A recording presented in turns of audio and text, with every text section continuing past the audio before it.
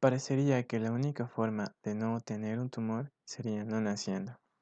Aunque la medicina ha avanzado rápidamente y cada vez existen tratamientos más eficaces y eficientes para tratar este tipo de patologías, aún hoy en día el cáncer ocupa la segunda causa de muerte a nivel mundial según cifras del OMS en 2018. Se llama cáncer porque como el cangrejo, este tiende a adherirse de forma muy obstinada en donde se asienta. Neoplasia significa crecimiento nuevo. Es un tumor de un grupo de células monoclonales que ha sufrido mutaciones genéticas y epigenéticas que anulan sus mecanismos de regular su crecimiento, por lo que crecen desordenadamente y según sus características macro o microscópicas, velocidad de crecimiento, diferenciación, capacidad para romper la membrana basal, se comportarán como malignas y benignas. Bienvenidos a My Brain. Mi nombre es Juan Carlos. Dreaming. Sueños.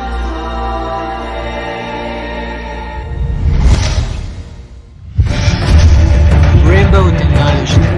Tecnología Rainbow.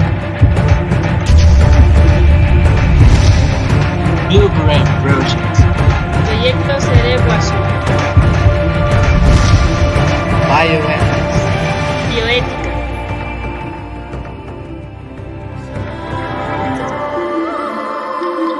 Neuroscience.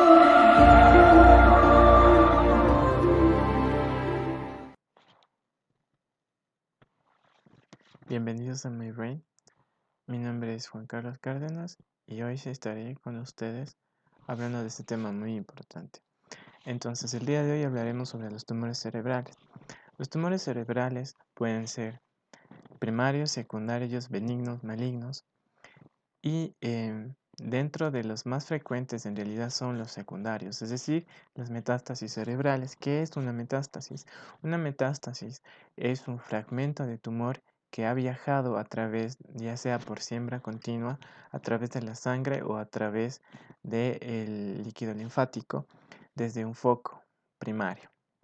En el caso de los tumores cerebrales, las metástasis suelen ser más frecuentemente provenientes de tumores primarios de pulmón, seguido de la mama, riñón y finalmente de la piel, los melanomas, siendo estos los melanomas los tumores que tienen más avidez por el tejido nervioso, ya que comparten con las neuronas un origen embrionario común. En el caso de los adultos, los tumores primarios más frecuentes son los gliomas, dentro de esto el glioblastoma multiforme, suelen ser el 80% supratentoriales. En el caso de los niños, los tumores más frecuentes en realidad son los tumores líquidos, como la leucemia, que es una enfermedad que es una displasia, son células que mutan, son células del sistema inmunitario. Pero dentro de los tumores sólidos, es decir, los que hacen masa, el más frecuente son los astrocitomas pilocíticos, seguidos de los meduloblastomas y de los craniofaringiomas. Aunque existen otros más, estos son los tres más frecuentes en este grupo de edad. ¿Cómo identificamos un tumor cerebral? ¿Cuáles son los síntomas de alarma? Estos van a agruparse en 4 grupos. El principal síntoma es el dolor de cabeza o en su término médico cefalea. Este se produce por un aumento en la presión intracraneana porque el tumor ejerce un efecto de masa, por lo que va a distender estructuras nerviosas que van a producir el dolor de cabeza. El tejido nervioso en sí no siente, no duele, sino los que van a sentir van a ser las estructuras que están rodeando al cerebro, los nervios que se encuentran en las meninges, y esto es lo que provoca la cefalea. Suele estar acompañada de náuseas y vómitos. Esta cefalea tiene un carácter progresivo que se desarrolla durante semanas a meses y cada vez es más y más intenso. De hecho, este tipo de dolor suele despertar a los pacientes durante la noche y es más frecuente que se presente justamente durante la noche y durante la mañana. Este dolor es un dolor que no se alivia fácilmente con fármacos analgésicos comunes como son el paracetamol, el ibuprofeno u otros AINES, que son los que se utilizan normalmente para aliviar el dolor. El segundo grupo de síntomas está dado por un fenómeno de hiperexcitabilidad alrededor de las neuronas que están rodeando al cerebro por el edema citotóxico que suelen producir estos tumores.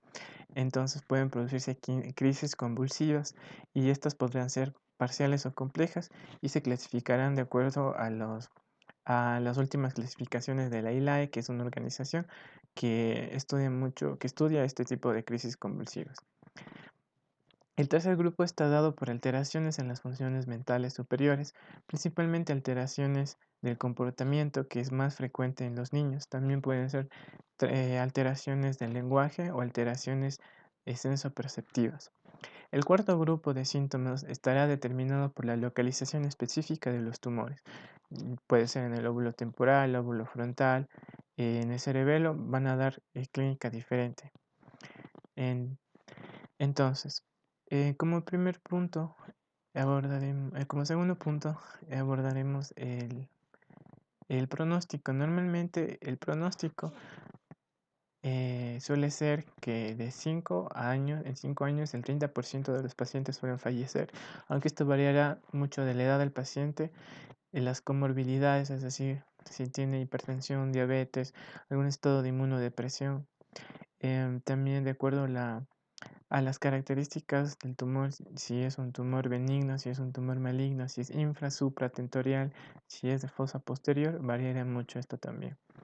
Y si hemos diagnosticado si el tumor ha sido diagnosticado en etapas tempranas, el paciente tendrá un pronóstico más favorable. En el caso de las metástasis, el tratamiento suele ser principalmente con radioterapia paliativa cuando son metástasis de tumores primarios no controlados. En el caso de las metástasis de tumores primarios controlados, nos va a guiar el número de lesiones, siendo en aquellos pacientes que tengan menos de 3 lesiones, se les indicará la extirpación mediante cirugía. Y en el caso de que sean metástasis de tumores primarios controlados en donde existan 3 o más lesiones, primero se hará radioterapia y se hará cirugía. Y bueno, esto va a variar de acuerdo al tipo de tumor, la localización y las otras características que habíamos mencionado anteriormente. En cuarto lugar, existen ciertas características o ciertas asociaciones que suelen presentarse con ciertos tipos de tumores con ciertas enfermedades. Por ejemplo, el astrocitoma gigantocelular subependimario suele verse muy frecuentemente en la esclerosis tuberosa. En el caso de la neurofibromatosis de tipo 1, son frecuentes las asociaciones con gliomas del nervio óptico. En el caso de la neurofibromatosis de tipo 2, es más frecuente en los neurinomas del nervio vestíbulo-coclear o los meningiomas. En el caso de los angiomas leptomeningios, suelen estar asociados con la enfermedad de Sturge-Weber. En el caso del hemangioblastoma, suele verse muy frecuentemente asociado con la enfermedad de von Hippel-Lindau. Y en la enfermedad de Klippel-Trenaunay, suele verse muy frecuentemente en los angiomas cavernosos de la médula espinal. Al momento del diagnóstico histopatológico suelen haber ciertas características microscópicas que nos orientarán y nos confirmarán el diagnóstico de un tumor en específico, como por ejemplo las fibras de Rosenthal en el caso de los astrocitomas pilocíticos, que recordemos son los más frecuentes, gliomas en los niños. También las células en huevo frito se van a ver muy frecuentemente o van a ser indicativos y distintivos de los oligodendrogliomas. En el caso de las rosetas de Horner-Wright, se van a ver más en los tumores embrionarios. En el caso de los meningiomas suelen verse frecuentemente en los cuerpos de samoma, aunque dentro de otros tumores intraxiales como el glioblastoma multiforme suelen verse mucho formaciones samomatosas, calcificaciones, y nos orientarán más hacia un oligoblastoma o un glioblastoma multiforme. También tenemos que, por ejemplo, los schwannomas del vestíbulo coclear suelen verse fibras de Anthony. Las rosetas de Boris son muy frecuentes en los pineocitomas. Los quistes coloides suelen tener una reacción Paz positiva. Y los linfomas que se van a presentar, los linfomas cerebrales primarios, se presentan muy frecuentemente en personas inmunodeprimidas, especialmente en los pacientes con VIH, SIDA. Aquí vamos a encontrar infiltrados linfocitarios perivasculares. Entonces, bueno, existen dentro del encéfalo, existen varias localizaciones o alteraciones de varias estructuras que van a derivar en un tumor. Por ejemplo, según la OMS, hay una clasificación de 2007 en donde vamos a clasificarlos en tumores de los astrocitos o gliomas, tumores neuronales o neurogliales, los hemangiomas, vamos a tener los linfomas, los tumores del plexo coroideo, los tumores de la región pineal, los tumores del hipotálamo. También están los tumores embrionarios y los de origen disembrioblástico, los neurinomas, vamos a tener los meningiomas y finalmente los tumores de base de cráneo. En realidad son 12 grupos y dentro de cada uno hay subdivisiones que son más específicas. Entonces el diagnóstico va a ser principalmente por la clínica, con una buena historia clínica, con la ayuda de exámenes de laboratorio, exámenes de sangre, en donde vamos a ver, por ejemplo, elevaciones del hematócrito, por ejemplo, en el caso del hemangioblastoma, del hemangiomas, en el caso de los niños suele verse un aumento del hematócrito porque este tipo de tumor suele secretar eritropoyetina. Entonces va a haber un hematócrito elevado. Pueden haber reacciones leucemoides. También nos vamos a valer de técnicas de imagen. Principalmente, en primera instancia se solicita una tomografía cerebral para hacer un diagnóstico diferencial de otros tipos de patologías como abscesos y otras enfermedades que pueden simular un tumor. Y